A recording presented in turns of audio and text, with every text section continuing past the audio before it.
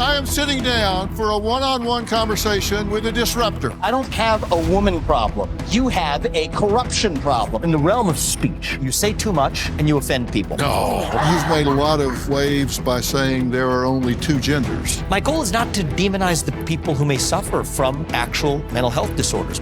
Three-word slogan for how we fix the federal government: shut it down. 2028 is not that far away. Will you run?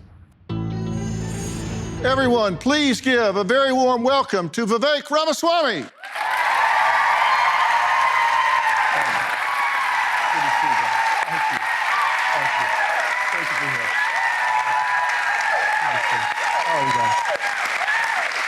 to see you. You got some friends in the room. I love this. Thank you. It's good to. Thanks for the warm welcome, everybody. I appreciate it.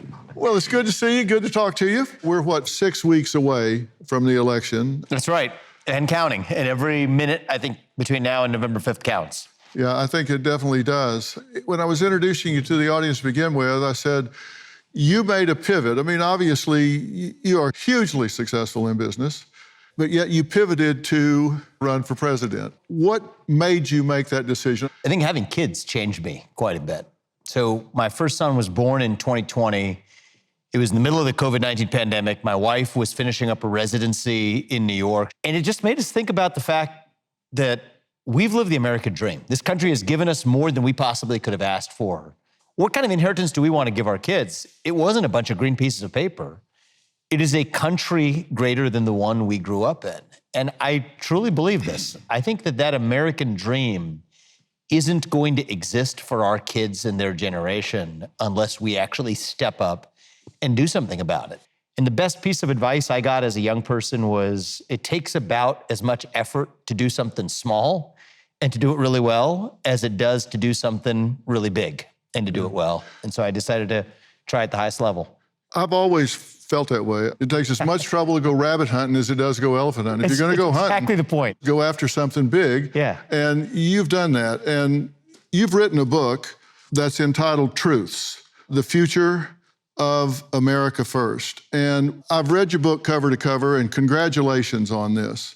I started highlighting things, and then I realized I was just kind of dipping pages in yellow. And then I realized that we agree about a lot of things. And I think you feel, as I do, that this country could lose its way if people don't step up and find their voice and start embracing and really advancing these truths.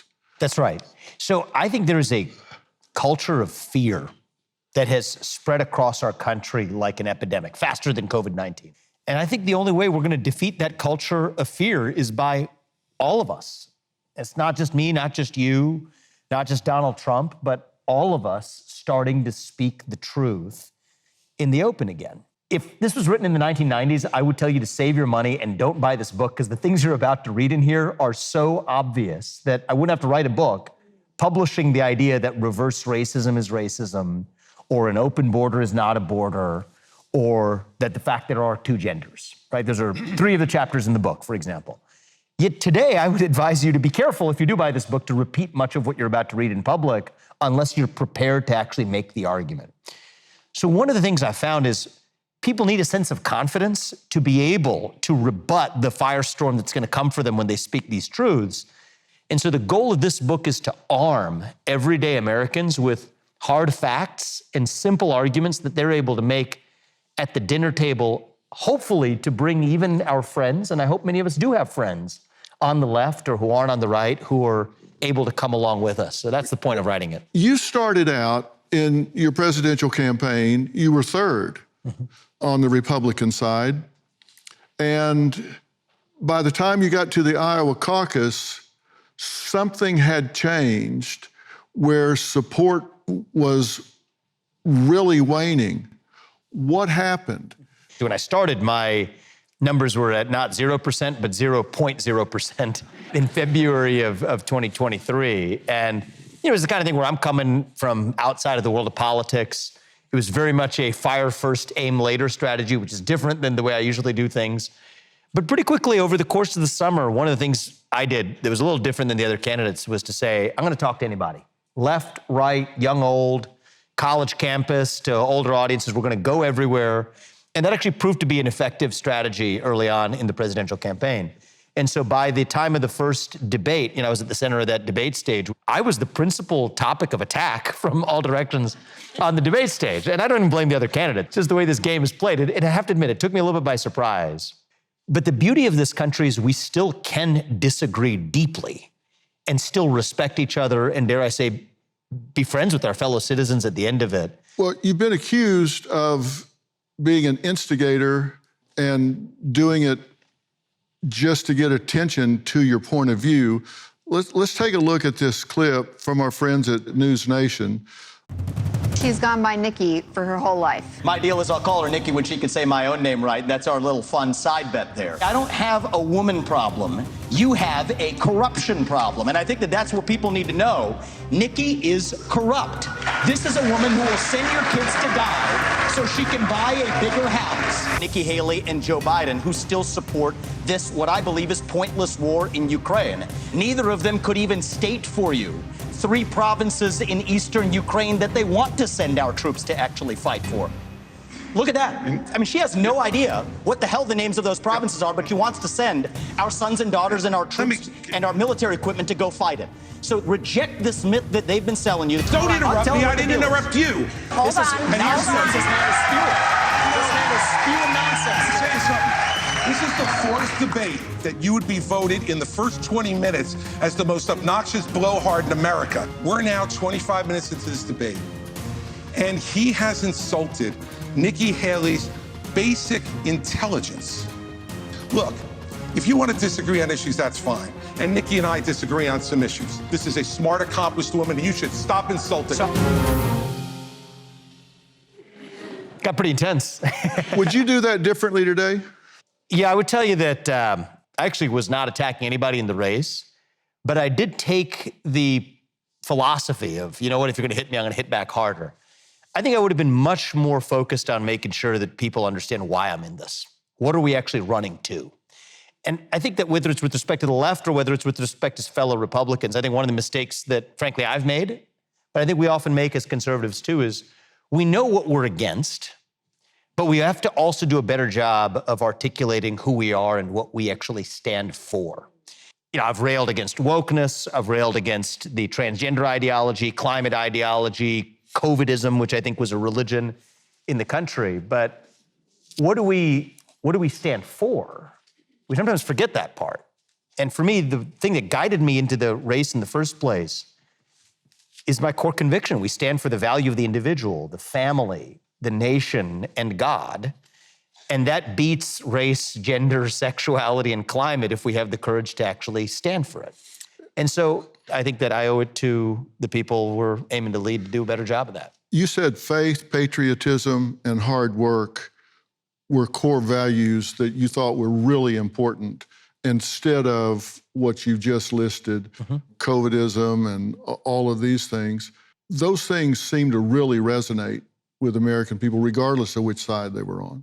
I think that's true. We have this myth of national division, and I call it a myth intentionally because at the time I started the race, I believed that we were really divided as well. It's what you get if you're fed by the media or your social media algorithms. Speaking of those algorithms, they don't just prey on children, they prey on all of our most base instincts to click on something more quickly than the next thing. And I think what I realized being in rooms like this where there's no TV screens or social media algorithms in the air between us is that actually 80% of this country shares the same value set in common. But all we have to do is overcome that culture of fear that I talked about earlier. And so one of the things I try to do in this book is really to highlight, once you overcome that culture of fear, you may disagree with your neighbor, but you can be closer to him. The way you speak with respect is not just telling somebody what they want to hear or some woke-washed version of what you think they want to hear, but respect them enough to tell them what you actually believe. And I think the more we do that, the more we're going to rebuild trust in this country. And I think open dialogue is the only way we're going to get there. And I feel like we have a special responsibility to set the best example we can for the next generation who's missing that national pride. Well, the book we're talking about, by the way, is Truth, the Future of America First. And one of the things that you talked about is that if you were elected president, you would fire 75% Yeah. of the bureaucrats in federal government. Some of y'all are getting giddy about this. You would get rid of the Department of Education, the FBI, Yeah. EPA, that you would just get rid of, which would be millions of jobs. Would there be unintended consequences if you did that? Not Yes. saying you shouldn't, but No, yes, there would be. That's the honest truth. Because the way I look at it is, so I'm going to draw the analogy from the conversation we were just having about free speech. So in the realm of speech, think about it in this way. One risk is that you say too much and you offend people. I did a lot of that during the presidential campaign. That's one risk. The other risk you could take is that you're really careful with what you say, but you don't say enough. You censor yourself too much. There's good and bad about both. But right now, I think the risk that we ought to take is the one that unfilters yourself and just says what you have to say in the open. And sometimes you're going to step on some landmines, but I think that's the risk you have to take today in America. Similarly, when it comes to reforming the federal government, one risk is you don't cut enough fat. The other risk you're going to take is you take the risk of cutting too much, so much fat that you also cut some muscle, but you're willing to do it because you think that's what the country requires. That's the risk I'm willing to take. And you know what? If we overcut too much and we need to build something back up, I'd rather do that on a clean scaffold rather than the really corrupt fourth branch deep state that operates and really runs the show of the US government today. If I favor doing one thing in the United States of America, it's this. It's to dismantle the nanny state in all of its forms. Dismantle the entitlement state, which has fueled this culture of victimhood that has spread across the country like an epidemic. This regulatory state, which says that we don't trust you to govern yourselves, so we're not going to let Congress make the laws. We're going to have unelected bureaucrats who you can't vote out do it instead. Every form of the entitlement state, just shut it down, and I think that's how we save the country. But when you say that, you talk about the deep state and that it's not the elected politicians that are running the country, but it's all of these hired, appointed bureaucrats that are making regulations, not passing laws. That's right. That's who you're talking about, deep state, that's actually running the country. That's right. So the biggest myth in American politics is the idea that the people who we elect to run the government are the ones who actually run the government. That's a myth. Doesn't work that way. Most laws, they call them rules, but they have the binding effect of law, are not passed by Congress. They're written by unelected bureaucrats in three-letter agencies: FTC, SEC, EPA, God knows what, the alphabet soup in Washington, D.C. They were never elected to their position. They can't even be removed by the person who was actually elected to that position. So my own experience, I come from the world of business, right? So if somebody works for you and you can't fire them, that means they don't work for you. It means, in some deep sense, you work for them because you're responsible for what they do without any authority to actually change it. And that is the federal government of the United States of America. Well, that's exactly how it works here today. And you need to bring not a chisel, but a chainsaw. It's going to make some people upset along the way, but that's what I think we actually need. Three-word slogan for how we fix the federal government: shut it down. And I think that that is my formula for reviving the country. In the book Truths, you say there are three branches of government, not four. Yes. And you have five truths under them. And number one is people we elect to run the government no longer are the ones who run the government. And two, three-letter government agencies write rules that constrict Americans.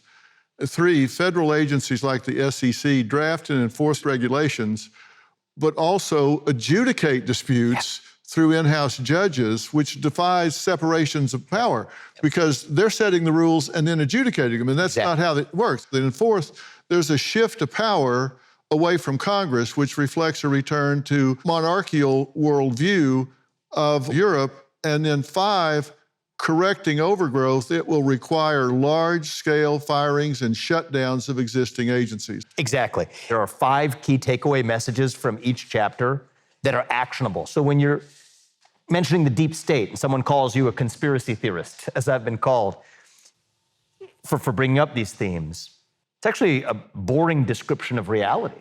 The fact of the matter is there are tens of thousands of regulations, but only hundreds of laws. Well, who made those regulations? It wasn't the people you elected. They're constricting the scope of what Americans are able to do. They're harming everyday businesses. And the way we're going to fix it isn't going to be small-scale change. It's going to be large-scale change that will be bumpy. You know, if you shut down the Department of Education and return the money to the states so parents can determine where they send their kids to school, as I favor, it's gonna be some bumps in the road. I admit that. But at least we can be eyes wide open for why we're actually doing it. So that's the way I've tried to write this book, is in a very pragmatic way that arms people with take-home bottom line arguments. You say that there are more people dying from bad climate policy than from climate problems. That's a fact.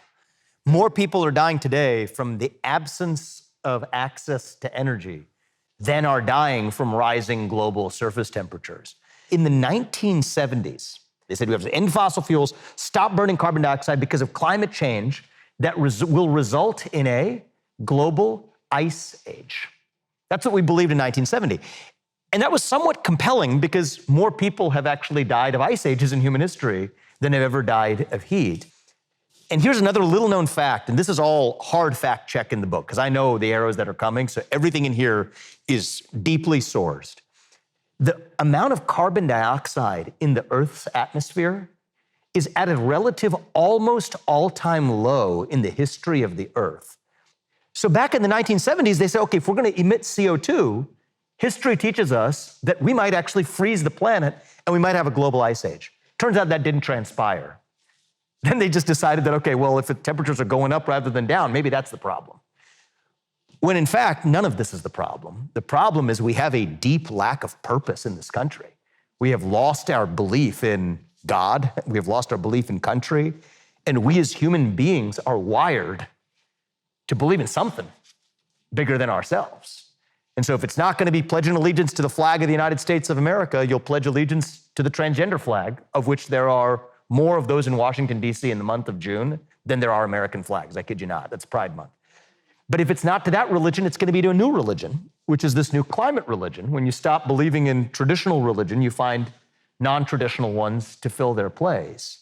And I think the most dangerous kind of religion at all is one that you fail to recognize is actually a religion as you're practicing it.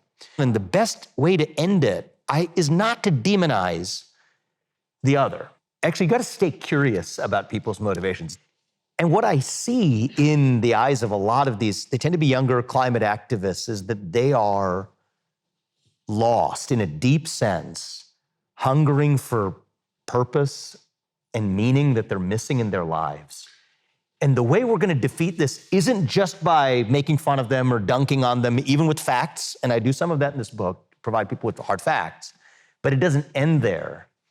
I think the first chapter of this book is actually entitled God is Real, but I do believe it involves filling that vacuum with some higher purpose that will dilute a lot of this poison to irrelevance. And that's, I think, the path forward for saving the country. You know, being a scientist, you look at the facts. Yeah. And you've made a lot of waves by saying there are only two genders, and that gender dysphoria is a mental illness. I think that gender dysphoria, especially in kids, is a mental health condition and should be treated as such. And I do not believe it is compassionate to affirm that kid's confusion. I believe that is cruelty. I believe 20 years from now, we will look back at allowing kids to undergo genital mutilation and chemical castration in the way that we would also judge Iran for doing the same thing. In Iran, if you're gay, you know what they do? They make you undergo genital mutilation and sex change. I think many gay kids are going through the same thing today because of the trans fixation in really American culture right now. You know, a lot of intense moods there, but I stand by everything I said, which is, just think about this logically. So the same LGBTQIA plus movement that says that the sex of the person you're attracted to is hardwired on the day you're born. That was a core premise of the gay rights movement. It had to be for it to count as a civil right, that it was an immutable characteristic. The sex of the person you're attracted to is hardwired at birth. And if you believe in anything otherwise, you're a bigot. That's the same movement that says that now your own biological sex is actually totally fluid over your life. Those two things can't make sense at the same time. There is no gay gene, there is no gay chromosome. So you have definitive sex chromosomes, two X chromosomes, you're a woman, and X and a Y, you're a man, and yet that's the one that you're asked to believe is totally fluid over your life. And so you can't believe these contradictory things if you're applying rules of logic or science. You can if you're subscribing to a new kind of religion. And calling it a religion is generous because religions have withstood the test of time, but a new kind of cult in the country. My goal is not to demonize the people who may suffer from actual mental health disorders. When a kid says that my gender is different from my biological sex, I don't think the right thing to do is to scold them or make fun of them. I think they are generally asking for help, actually. And I don't think that affirming that child's confusion is compassion. I think that is a form of cruelty. And so I do think that we ought to do a better job. Sometimes when we're heated, myself included, can forget the compassion side of that. And we get so focused on sparring and winning the debate. But we're not just in this to win the debate. We're in this to actually win our country back. We have to be strong enough to also protect our kindness. And I think you gotta have both of those things, because it turns out your enemy is actually, in many cases, our fellow citizen who just needs to be led and sometimes needs a little extra help. Well, the United States is pretty much an outlier regarding gender-affirming care Oh yeah. for children right now, because the research, the data, particularly a huge longitudinal study that has just come out in the UK, and those countries in Europe have altered their position right now. And the United States, with the American Medical Association, American Psychiatric Association, American Psychological Association, the American Academy of Pediatrics, the Endocrine Association, that have endorsed this gender-affirming care, which, by the way, is a marketing term. It's not a It's descriptive gender-denying medical term. care is what it is, actually. Yeah, I mean, the United States is an outlier that seems to have caved to pressure from the tyranny of the fringe. And I'm certainly not judging those who choose to live that lifestyle, but to deny science to justify it and demand others do the same thing is a different story. My own view is that you are free to live your life how you want, marry who you want, if you want, identify how you want, dress how you want. It's a free country. That's what makes America beautiful and great. You're free to do that as long as you're not imposing that on somebody else to constrain the way they live their lives or the way they educate their children. And the kids is where I draw the line, because kids aren't fully formed adults. But once you're a fully formed adult, totally fair game. Kids, not fair game. I've talked to many fully formed adults in the transgender community that say, those activists don't speak for me. I wish they would zip it and just let me live my life. And by the way, if you call it a mental health condition, they say that that's actually demonizing kids who may be transgender. I think actually also misses a different point. It's actually just another symptom of a deeper mental health epidemic that we actually need to address in this country, which I think goes back to that deficit of purpose. And I don't think we're gonna fix it by just bending the knee to this new ideology. I think the compassionate thing to do is get to that root cause.